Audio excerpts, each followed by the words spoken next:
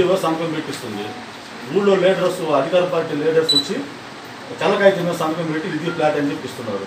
అసలు ఎవరు అసలు అర్హత కలిగిన వాళ్ళు ఎవరు? ప్రభుత్వం నామ్స్ ప్రకారం ఏమైనా ఇళ్ల స్థలాలు ఇస్తున్నారో లేదా?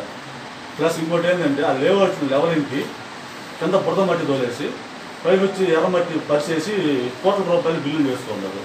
దాని మీద మా డిమాండ్ ఏంటంటే తెలుగుదేశం పార్టీ తరఫున విజిలెన్స్ ఎంక్వైరీ చేసి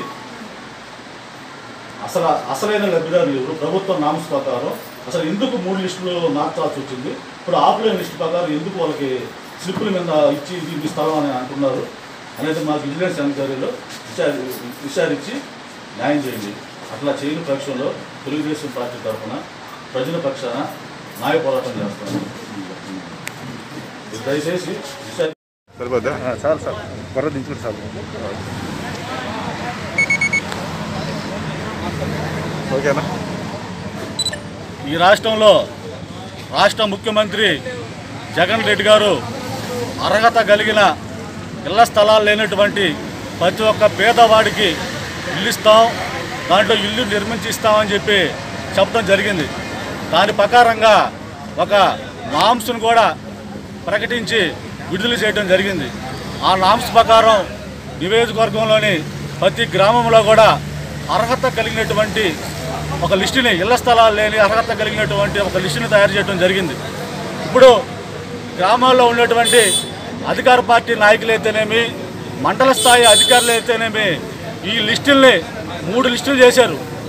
మొదట అర్హత కలిగినటువంటి లిస్టులో ఉన్న పేర్లు 3వ లిస్టులోకి లేకుండా అవి ఆఫ్లైన్లో చేసి వాళ్ళ అధికార పార్టీకి సంబంధించినటువంటి నాయకులకి, కార్యకర్తలకి, గ్రామాల్లో లేనటువంటి వాళ్ళ బంధువులకి, ఉద్యోగాలు చేసుకున్నటువంటి ఉద్యోగస్తులు కూడా ఈ మండలంలో ఈ పంచాయతీలో ఉన్నటువంటి లేఅవుట్లో పట్టాలు ఇటు జోసఫ్పేటలో అయితేనేమి ఇవన్నీ ఉదాహరణలకే మండలంలో వేసినటువంటి ప్రతి లేఅవుట్లో కూడా అధికార పార్టీ నాయకులు అర్హత కలిగిన వారిని పక్కన పెట్టేసి అనర్హులకి పట్టాలు ఇచ్చి ఇప్పుడు ఈ మండలంలో జరుగుతున్న విచిత్రం ఏంటంటే ఎంఆర్ఓ నివాస ధృవీకరణ పత్రం అని చెప్పి ఒక పట్టా ఇస్తాడు.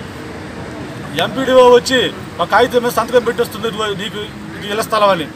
స్థానిక నాయకులు వచ్చి మన ఎంపీ ఎలక్షన్లో, స్థానికంగా జరిగేటువంటి పంచాయతీ ఎలక్షన్లో మీరు మా పార్టీకి ఓటేసి మా అభ్యర్థిని గెలిపిస్తే మీకు ఇప్పుడే ఇళ్ల స్థలం ఇస్తామని చెప్పి ఒక చిన్న స్లిప్ మీద నెంబర్ వేసి సంతకం పెట్టించినటువంటి సందర్భాలు ఉన్నాయి.